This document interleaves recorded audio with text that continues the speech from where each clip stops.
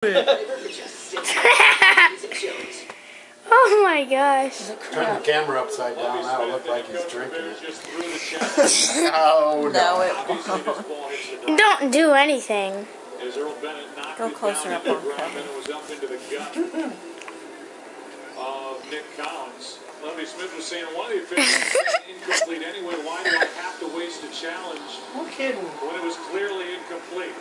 But it's a Chicago challenge, and this is about as clear cut as officials don't really like Chicago either. Yeah. I'm really thinking so. No. Well, one official was trying to rule it incomplete, but the other one made it waste the challenge. Yeah, I think that was the point there, Joe, was that initially we were wondering why Lovie Smith wasn't challenging. Oh no, that totally hit the ground. Yeah.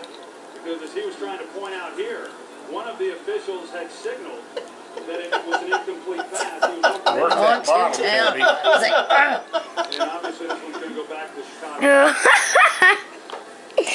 Oh my gosh. So now the Bears, who are... He's all like, nom, nom, nom, beer. defense, the Green Bay Packers. It won't be any They good. put catnip in that beer. After you, the ball hit the ground and the pass is incomplete. Woo! Oh, kid. From the 40-yard line. Clock's correct. There is no charge timeout for Chicago.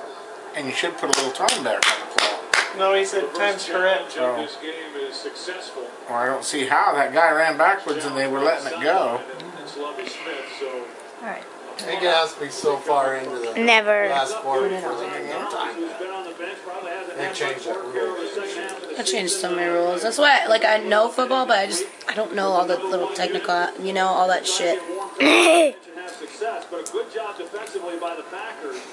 I'm still taping.